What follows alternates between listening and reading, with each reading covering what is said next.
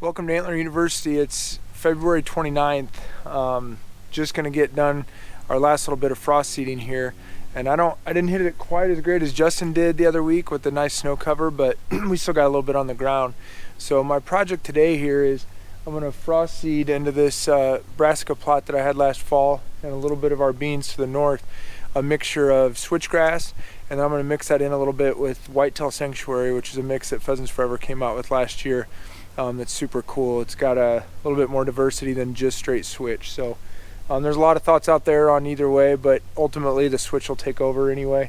It'll be a nice stand of switch. So we're gonna put it right up on this edge here, just to give the deer a little more transition from the timber into the food, and then also just to kind of entice them out into you know, where we really want them, which is more into the middle and east side here of this plot. So I've got my hands full today. I got Hoyt and Hadley with me and my puppy. So I'm gonna see if I can get this done without too many bumps in the road here. Another big benefit of putting this mix here on this edge is you want to give them that transition zones, like I said earlier, not straight from timber to food. But as I walk this edge, you can kind of see there's definitely some thick spots that I like. You know, you got some blowdowns, you do have some growth here on the edge, so they don't just readily see right on into your plot. But you also have spots that are pretty open, and when you're hunting in here, you can see way back in there.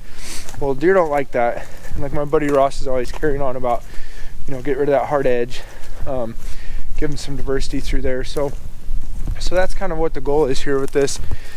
Build up this spot here, and then those deer aren't just poking right out of the timber, spending all their time away from your stand eating on the food over here. So should be pretty cool to see this growth over the time. I mean, some of the very basics of frost seeding is if you have a plot or a bean plot or whatever that you had worked up last year and now it's, you know, pretty weed free and all gone, obviously, this is a good stuff you can frost seed on. If you have a field that you haven't worked yet, it's still full of grass or trees or whatnot, don't waste your time frost seeding. I'd say is just wait till spring when you can actually work up the ground and get after it that way. But this is all here, since it's bare ground, it should take up that seed really well.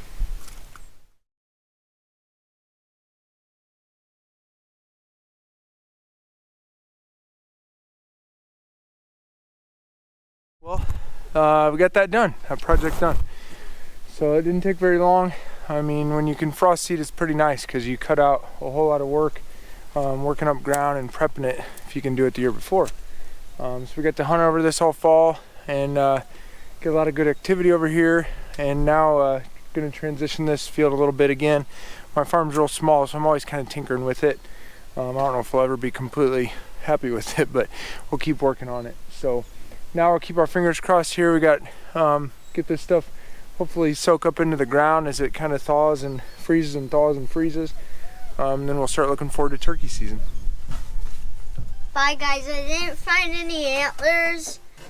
I feel really bad, but I found my first antler just like 2 days ago, probably.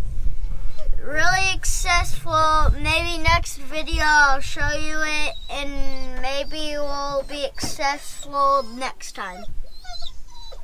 It gives us a thumbs up and subscribe.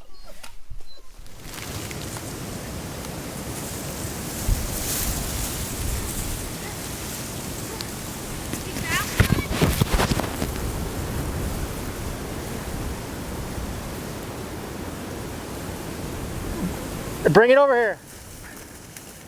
What'd you find? I found this. Pretty nice one. How many points you got? It's got 4. Hunter, what you got there? So right here I got like 6 sheds. So this is our first field that we walked this morning. We've been doing it for how long? Like 10 minutes and we found 6. Would you say that was a Did you say that was a good start? Yes. Yes. All right, so we just want to go over a few of the sheds that we found this year. Pretty exciting year so far. We've got quite a few sheds to find yet, but hopefully when we do our burning here in the next few weeks, We've got about 250 acres of prairie grass we're going to burn. Usually we find a lot of sheds in that as well. But one really nice shed we found here. This is one side to the deer we call Twin Towers. Had a neat encounter with him last year. We decided at the end of the year we were going to actually let him go, and I'm glad we did. Looking at this deer's shed, this is actually a pretty young deer, so I actually think this deer may only be 3.5. So the potential that this deer's got is amazing. But he's got almost a 13-inch 3 here, 12.5-inch 2, really nice main beam. Just an awesome deer. So we still got to find one more side to him. Really nice deer we found over on one of my other farms here. Again, just a nice 3-year-old, really good tine length. Excited to see what he could be. This is a new deer that just showed up on the farm. I think we're going to call him Beams. He's got a really long beam. Not familiar with this deer. I found one side to him. Looks like he had a big flyer that came off the back, but he could be an exciting deer to find next year. We were able to find a match set of the deer we call the G3 buck. So this deer was 4.5 this year. He did not make much of a jump this year, so we elected to go ahead and let him go for one more year. And super excited to see this deer next year. He's going to be 5.5 next year, and he's definitely going to be one of our deer on the hit list. So you want to hold those, Hunter? That was a fun one to find there. Who else do we got that we found? Other than that, you know, the sad one to talk about was the heavy 9. We had a lot of encounters with this deer this last season. Had several opportunities where he was 15 to 20 yards in front of us, and I just wanted to see what this deer could do in one more year. I thought he was 4. Actually, now that I'm holding him in my hands and looking at some of the mass that he's got, you know, we might have made a mistake. He might have been a little older, but in any case, we elected to let him go. He would have been an absolute stud this coming season. He made it actually through the hunting season. I had pictures of him middle of January still, and then he just disappeared. So I thought maybe he had just shed his antlers early, but walking the creek today, I found him dead. So that's always a tough one to swallow right there. He was going to be really one of our good deer to target this year, but that's Mother Nature, and that's the way it goes. But we've got lots of other sheds here. Like Hunter said earlier, we found almost 30. We got a little match set here to a nice deer we called the Heavy 8, just a young deer, but it's going to be fun to follow him. We've got 2 years of sheds of him already. So otherwise, you know, hopefully we can find a few more yet. We've still got the Drifter 10 to find. We've still got Super Freak to find. We've got the other side of the Beams.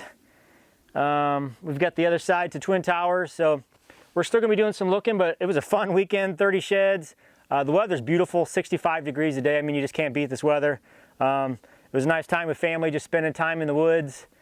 And hopefully we can get out and do it again. But stay tuned, Antler University. The next few weeks are going to get really busy for us. We're going to start working into some of our burning as soon as the weather permits.